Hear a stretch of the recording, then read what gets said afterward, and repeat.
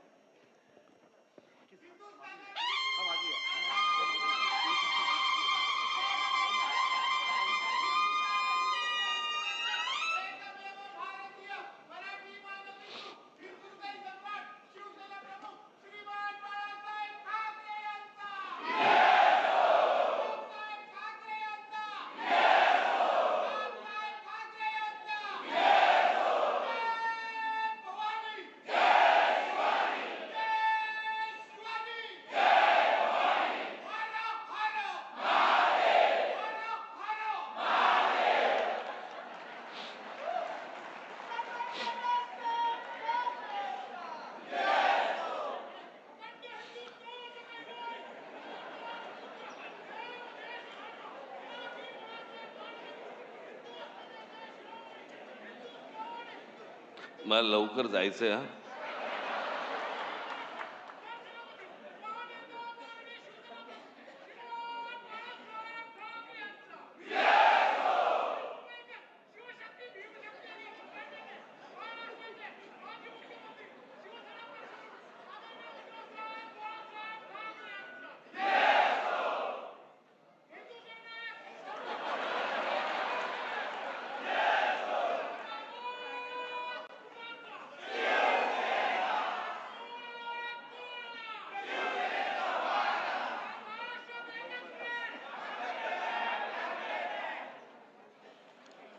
अजून बघ काय राहिलं असं.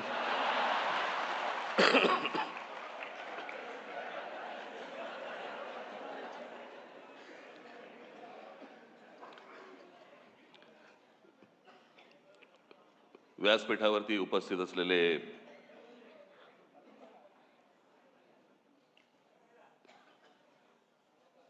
शिवसेनेचे पक्षप्रमुख उद्धव ठाकरे, माझे मित्र आणि शिवसेनेचे नेते खासदार संजय राऊत, आणि जमलेल्या सर्व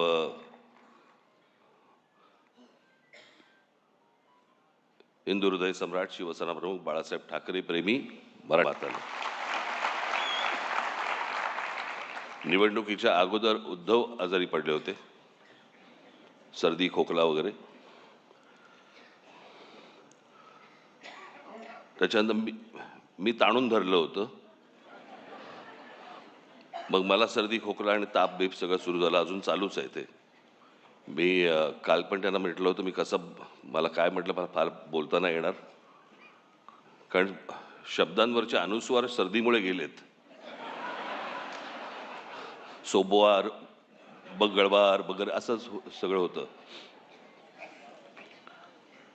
माझे फॅमिली डॉक्टर आहेत, डॉक्टर यादव म्हणून, मराठी यादव. हा,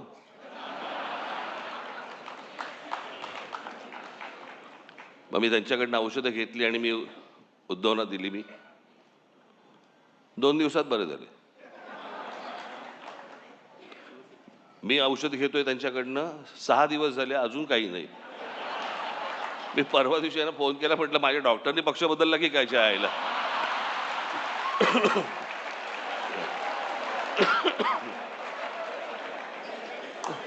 तर आत्ता पण मला लागू पडायचा.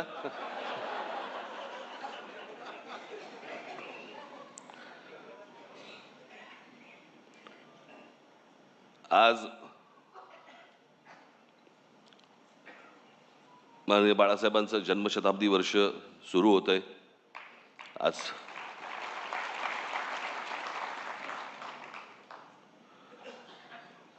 मी सामनामध्ये मी माझा एक लेख आलेला आहे, त्याच्यामध्ये मी अनेक गोष्टींचं त्याच्यामध्ये त्यांच्याविषयी मी अनेक काही आठवणी मी त्याच्यामध्ये लिहिलेल्या आहेत.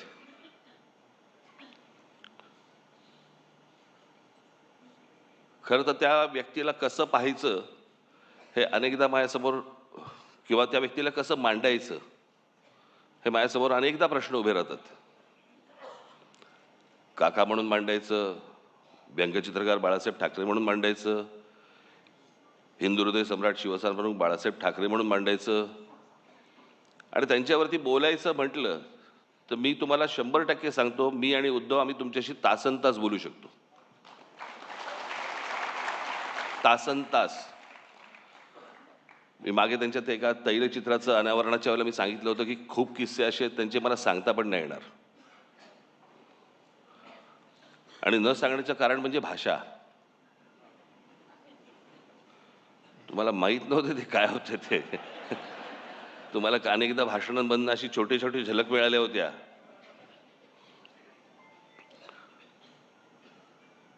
पण मी आजच ती गोष्ट माझ्या लेखामध्ये मी नमूद केलेली आहे की लहानपणापासून आम्ही अनेक गोष्टी पाहिल्या म्हणजे त्यांना पाहत आलो. बाहेर एवढं वादळ चालू असायचं, काय काय कुठे काही दंगली असायच्या, कुठे काही बाबा राडे असायचे, कुठे काही आंदोलनं असायची, कुठे काय काय कधी जेल, कधी काय कोणावरती काय कधी संकट येईल, सगळं बाहेर सगळं वातावरण चालू असताना हा माणूस ज्या वेळेला व्यंगचित्र काढायला बसायचा, त्या व्यंगचित्रामध्ये मला आजपर्यंत मी इतक्या गोष्टी पाहिल्या त्यांच्या इतक्या बारकाईने, मला कधी कुठचं मारकाम नाही दिसलं की बाहेर इतका गोंधळ सुरू आहे आता काहीतरी झटपट आटपा काहीतरी व्यंगचित्र काढा आणि द्या प्रिंटिंगला. कधीच नाही. मला असं वाटतं की कित्येकदा मी विचार करतो पण ते अशक्य आहे ती गोष्ट. ती जी समाधी लागणं ज्याला म्हणतो ना आपण, मला असं वाटतं अनेकदा लोकांना असं वाटत असेल त्यावेळेला, अरे एवढं सगळं बाहेर चालू आणि हा माणूस काय व्यंगचित्र काय करतोय. ती व्यंगचित्र नव्हती नुसती, ती त्या माणसाची समाधी होती. त्या समाधीत तल्लीन होणं ज्याला म्हणतो ना आपण, आणि त्या एकाग्रतेतनं त्या सगळ्या गोष्टी करणं. कुठेही पेन्सिल नाही हल्ली का, ब्रश नाही हल्ला का, कुठे बाबा त्याच्यातला विनोद नाही हल्ला. म्हणजे बाहेर एवढं सगळं वातावरण असताना त्या व्यंगचित्रातला विनोदही नाही कधी हल्ला. मी मागे एकदा एका शीर्षकाबद्दल बोललो होतो. तेंडुलकरांचं एक पुस्तक आहे, त्या पुस्तकाचं शीर्षक आहे, फार छान शीर्षक आहे की हे सारं येतं कुठून. ज्या वेळेला मी बाळासाहेब म्हणून ज्यावेळेला मी विचार करायला लागतो त्यावेळेला या अनेक गोष्टी ज्यावेळेला डोळ्यासमोरून जातात, खरंच प्रश्न पडतो की हे येतं कुठून, आलं कुठून. आणि म्हणून तो या देशामधल्या सगळ्या राजकारण्यांपेक्षा जो वेगळा माणूस होता, त्याचं कारणच ते होतं.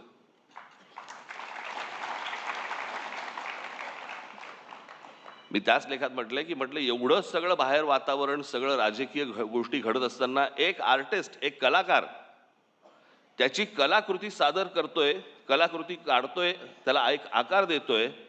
जगात असा कोणताही चित्रकार, शिल्पकार, व्यंगचित्रकार असा कोणीही कलाकार झाला नाही की बाहेर स्वतःच्या बाबतीत अशा काहीतरी गोष्टी घडतायत आणि एक माणूस कला निर्माण करतोय. असा कोणताही आजपर्यंत आर्टिस्ट तयार झाला नाही, या जगात नसेल.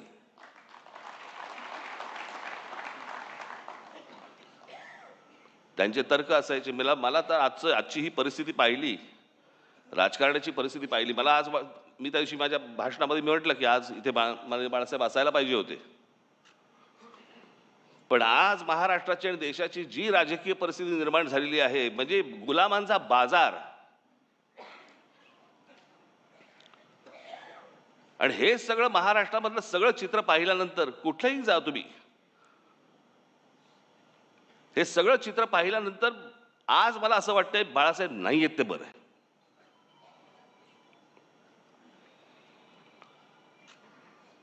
तो माणूस किती व्यथित झाला असता, त्या माणसाला काय त्रास झाला असता की हे सगळं चित्र आज जे महाराष्ट्रामध्ये उभं राहिलेलं दिसतंय समोर, की जसे ते पूर्वी 200-100 वर्षापूर्वी नाही का ते चावडीवरती उभे राहायचे आणि माणसांची लिलाव चालायचे, आज तसे महाराष्ट्रामध्ये लिलाव चालू आहेत.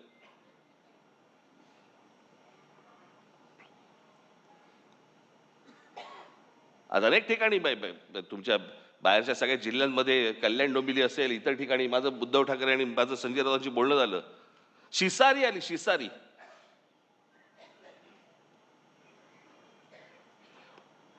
ज्याला व्यथित व्हायला म्हणतो ना आपण, की काय चालू आहे, कुठे नेतोय आपण. आणि आज ही परिस्थिती पाहायला माननीय बाळासाहेब नाही ह्याच्यासारखी चांगली गोष्ट नाही, की तो माणूस आज हे सगळं बघायला नाहीये. तो पाहूच शकला नसता हे माणूस, की ज्या गोष्टी शून्यातनं उभ्या केल्या. आज तुम्ही बाहेरच्याही, तुम्ही बाकीच्या पक्षांमध्ये बघा, अनेक लोक तुम्हाला दिसतील की जे बाळासाहेबांनीच निर्माण केले होते.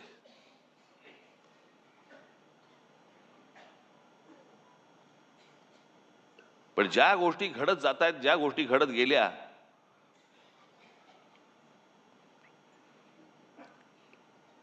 मी ज्यावेळेला बाहेर पडलो त्याच्या वेदना वेगळ्या होत्या. माझ्यासाठी पक्ष सोडणं नव्हतं, माझ्यासाठी घर सोडणं होतं.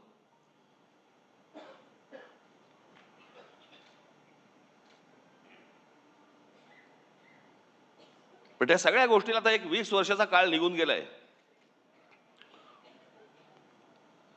अनेक गोष्टी मलाही उमजल्या, अनेक गोष्टी मला सोडून उद्धवनही उमजल्या असतील. द्या सोडून ते आता.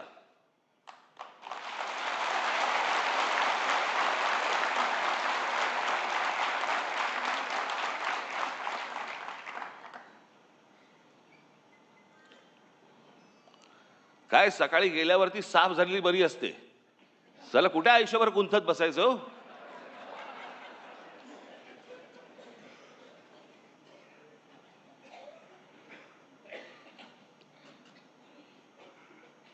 पण मला असं वाटतं की एकदा मी बाळासाहेब ठाकरे, मला एकदा ह्या विषयावर मला व्याख्यानच द्यायला आवडेल.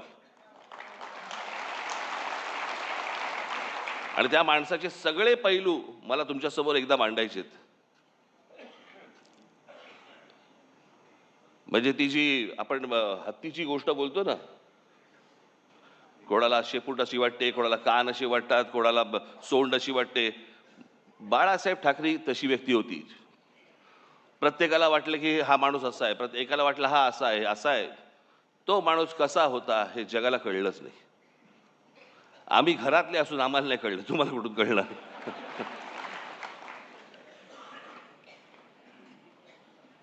पण ते होतं, ते विलक्षण होतं. आज मी सामनामध्ये मी तर लेख लिहिलाच आहे, पण मी आज सकाळी माझं एक ट्विट केलंय. काही जणांनी ऐकलं असेल, काही जणांनी वाचलं असेल, काही जणांनी नसेल वाचलं. मला असं वाटतं की माझ्या बोलण्याची बोलणं थांबवायच्या अगोदर मी लिहिलेलं ते जे ट्विट आहे ती मी एकदा तुमच्यासमोर फक्त मला वाचून दाखवायचं आहे. आणि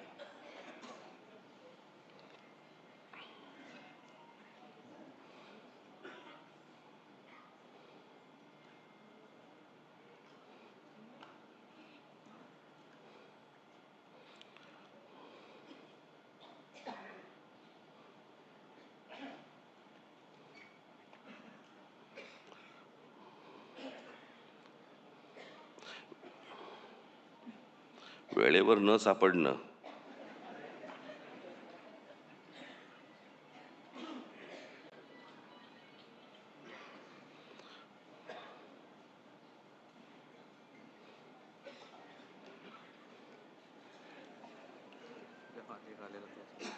हं? हं.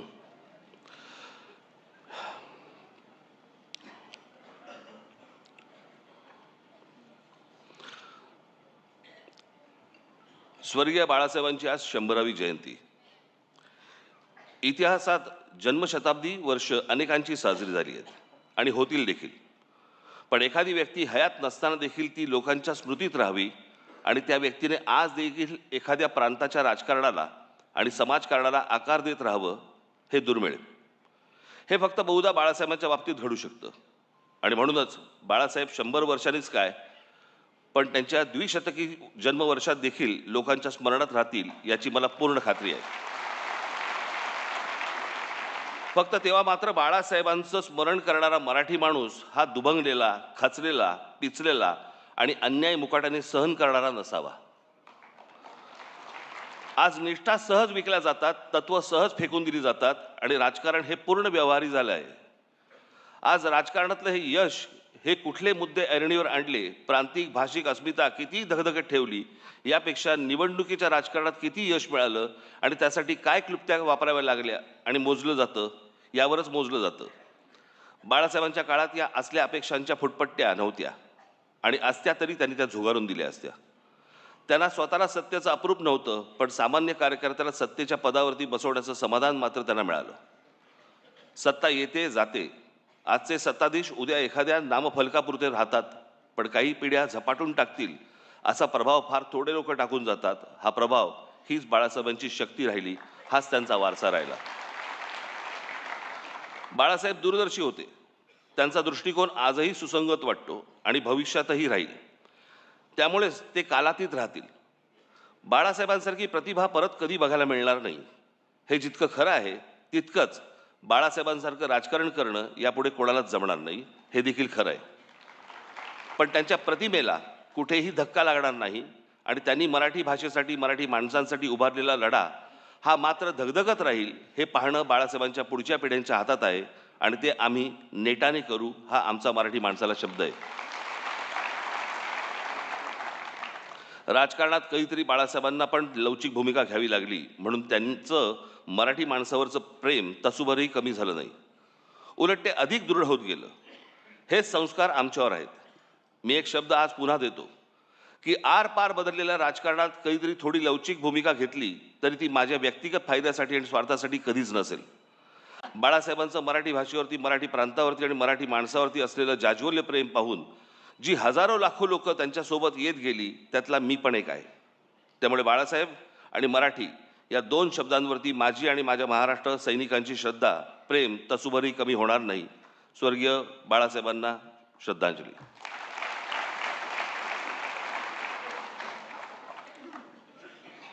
मला एकच छोटासा प्रसंग मला आठवतो, प्रमोद महाजनांनी सांगितलेला. मला असं वाटतं उद्धवना पण तो माहिती निश्चित असणारच.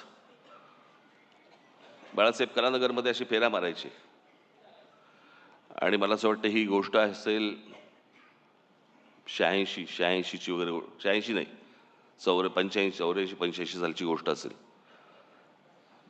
आणि त्यावेळेला प्रमोद महाजनांना बाळासाहेब असं म्हणाले होते की प्रमोद, या देशातल्या हिंदूंना मी हिंदू म्हणून मतदान करायला लावीन आणि हिंदू मतदार तयार होतील. प्रमोद महाजन बोलले, बाळासाहेब शक्य नाही आहे या देशामध्ये. ते बोलले, तू बाळासाहेब मला ओळखत नाहीस. आणि बाळासाहेबांनी या देशामध्ये हिंदूंना, हिंदू एक राजकीय शक्ती बनू शकते हे या देशामध्ये बाळासाहेबांनी सिद्ध करून दाखवलं. तोपर्यंत इतरांना कोणाला माहीत पण नव्हतं, कल्पना देखील नव्हती, भारतीय जनता पक्षाला देखील नाही. पण ज्या माणसाने, अर्थात त्यावेळेचं वातावरणच वेगळं होतं. त्यावेळेला वातावरण हे काही तयार केलेलं वातावरण नव्हतं, ते झालेलं वातावरण होतं. आणि त्या वातावरणामध्ये त्या बाळासाहेबांनी ज्यावेळेला तो विचार ज्यावेळेला या देशामध्ये फुंकला आणि त्याच्यानंतर जे यश सर्वार्थाने यायला लागलं, आज जर बाळासाहेब असते आणि तो जो हिंदुत्वाचा आज जो काही इतर सगळ्या ठिकाणी जो काही बाजार मांडून ठेवलेला आहे, तो पाहिला असता निश्चित व्यथित झाले असते की अरे मी काय बोलून गेलो, मी काय सांगत होतो, मी तुम्हाला काय म्हणत होतो आणि हे आता कुठच्या परिस्थितीमध्ये तुम्ही आणलं.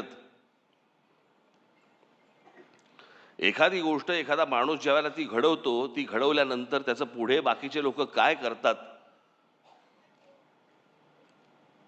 हा एक देश, हे एक्झाम्पल आहे, त्याचं उदाहरण आहे त्याचं. पण मला असं वाटतं की बाळासाहेबांनी ज्या तडफेने, ज्या निष्ठेने ते विचार जे मांडले, खास करून महाराष्ट्रामध्ये मराठी माणसाबद्दलची मांडले, हिंदूंना त्यांनी हिंदू म्हणून जागृत केले, पण दुसऱ्यांचे वाभाडे काढण्यासाठी नव्हे, स्वतःच्या स्वाभिमानासाठी उभे केले. मला असं वाटतं की तो स्वाभिमान, ते प्रेम आपण सतत सगळेजण जागृत ठेवू, अशी एक मला आशा, अपेक्षा आहे. हे वर्ष बाळासाहेबांचं जन्मशताब्दी वर्ष आहे. आज सुरुवात होते आहे. मलाही काही कल्पना सुचतील, मला असं वाटतं उद्धवनाही सुचतील, तुम्हालाही काही सुचतील. मला असं वाटतं की एक येणाऱ्या पिढ्यांसाठी एक आदर्श असं एक वर्ष आपण लोकांसमोर ठेवू, आणू आणि त्यांच्यासमोर आपण बाळासाहेब काय होते हे मांडण्याचा आपण जास्तीत जास्त चांगला प्रयत्न आपण याच्यापुढे करूया. आज मला या कार्यक्रमाच्या निमित्ताने मला इथे बोलवलं त्याबद्दल मी अत्यंत आपला आभारी आहे. धन्यवाद. जय हिंद, जय महाराष्ट्र.